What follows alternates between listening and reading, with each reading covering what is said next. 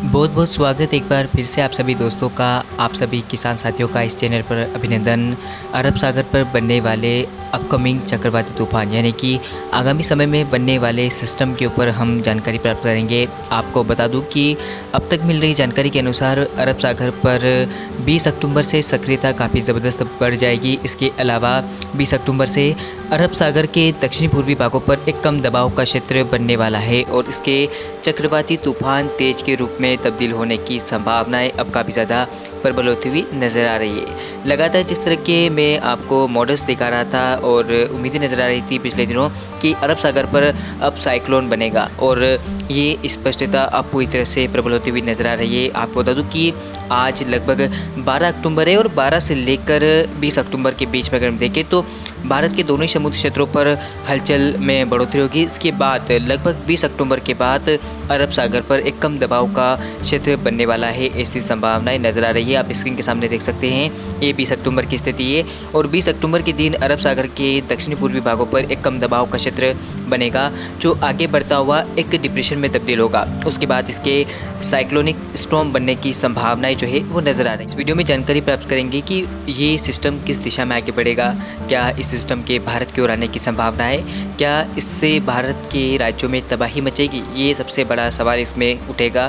क्योंकि जब भी अरब सागर में सिस्टम बना है तो वो उस सिस्टम का अधिकतर जो ट्रैक रहा है वो भारत की ओर रहा है। ऐसे में इस बार भी सवाल रहेंगे कि क्या ये सिस्टम भारत की ओर आएगा, क्या ये भारत के पश्चिमी तटीय क्षेत्रों से टकराएगा।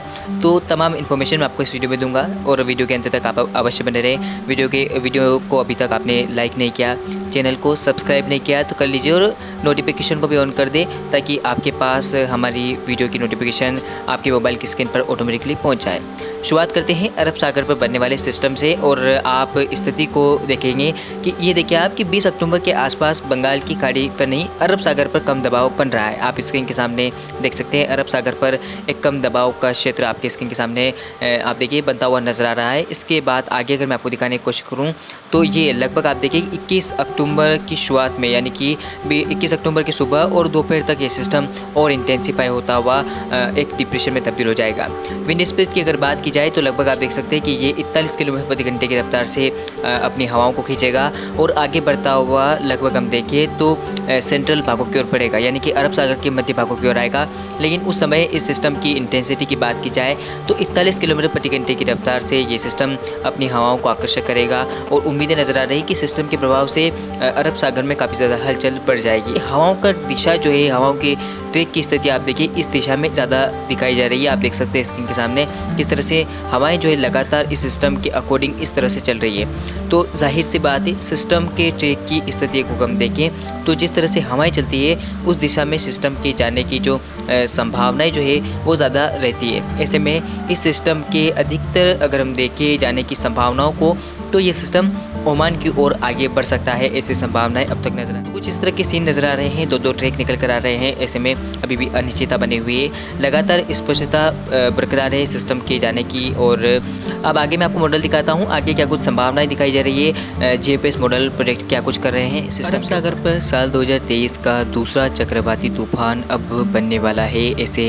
संकेत नजर आ रहे हैं अरब सागर पर। आप देख सकते हैं स्क्रीन के सामने कि किस तरह से मॉडल इंडिकेशन दे रहे हैं कि अरब सागर पर एक सिस्टम बनता हुआ नज़र आ रहा है। अगर ये इस स्थिति की बात की जाए तो ये स्थिति 21 अक्टूबर की है। 21 अक्टूबर को सिस्टम जो है वो डिप्रेशन बन जाएगा, ऐसी संभावना नज़र आ रही है। और आगे मैं आपको दिखाने की कोशिश करूँगा। आगे आप देख सकते हैं कि सिस्टम डीप डिप्रेशन की ताकत लेकर आगे बढ़ रहा है। 22 अक्टूबर को सिस्टम जो है वो डीप डिप्रेशन बन जाएगा और इसमें हमें ट्रैक के ऊपर स्पष्टता होगी कि इसका ट्रैक किस दिशा में रहेगा। क्या ये भारत की ओर आएगा, क्या ये ओमान की तरफ जाएगा, तो क्या ये पाकिस्तान की तरफ जाएगा। तो लगातार 3 ट्रैक निकलते हैं अरब सागर में बनने वाले तूफानों के ऊपर।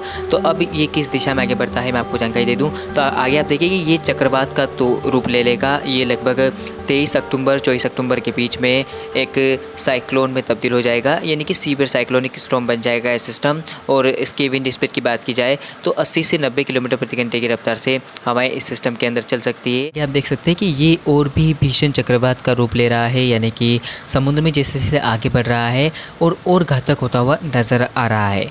तो अब आगे अगर स्थिति की बात करें ये किस दिशा में आगे बढ़ेगा, तो देख सकते हैं आप कि इस दिशा से ये यहाँ पर विकसित हुआ, इसके बाद ये सिस्टम इस दिशा में आगे बढ़ रहा है और अब इसके इस दिशा में आगे बढ़ने की जो इन्फॉर्मेशन है वो मिल रही है। और साथ ही साथ इस बीच में ये सिस्टम अगर हम देखें तो देख सकते हैं आप किस तरह से रुख चेंज करेगा। पहले तो इस सिस्टम के लगभग हम देखें तो इस दिशा में, यानी कि भारत की ओर आने की, यानी कि इस दिशा में उत्तर पश्चिम दिशा में थोड़ा थोड़ा आगे सिस्टम बन रहा है। लेकिन जैसे ही आप देखिए अब ट्रैक में बदलाव आने की संभावनाएं जो है वो नज़र आ सकती है हमें। आप देखिए ये देखिए यहाँ से सिस्टम ट्रैक चेंज करेगा और ये देखिए आप कि ये सिस्टम ओमान की ओर निकलता हुआ नज़र आ रहा है। इंडिकेशन दे रहे हैं कि अरब सागर पर घातक चक्रवात का रूप लेकर एक सिस्टम बन सकता है और इसका नाम होगा तेज। जी हाँ दोस्तों, भारत के द्वारा दिया गया ये नाम है और अगर तेज का नाम भारत की ओर दिया गया है तो हम ये भी कह सकते हैं कि भारत की ओर आने की संभावनाएं भी इसकी ज़्यादा हो सकती है, क्योंकि अरब सागर में बन रहा है और अरब सागर पर सीधा अगर ट्रैक देखें तो भारत की ओर नहीं आता है। सीधा ट्रैक चाहे वो पाकिस्तान की ओर हो या है ओमान की तरफ, तो भारत की ओर आने की इसकी संभावनाएं थोड़ी कम है। लेकिन हम उम्मीद कर सकते हैं कि लगातार जैसे ट्रैक निकल रहे हैं भारत की ओर आने की इसके, तो भारत की ओर भी सिस्टम आ सकता है।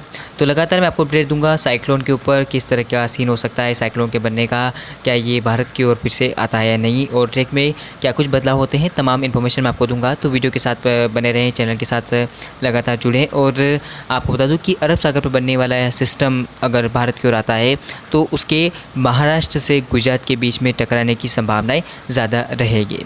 फिलहाल इस वीडियो में इतना ही, मिलते हैं अगले वीडियो में। धन्यवाद।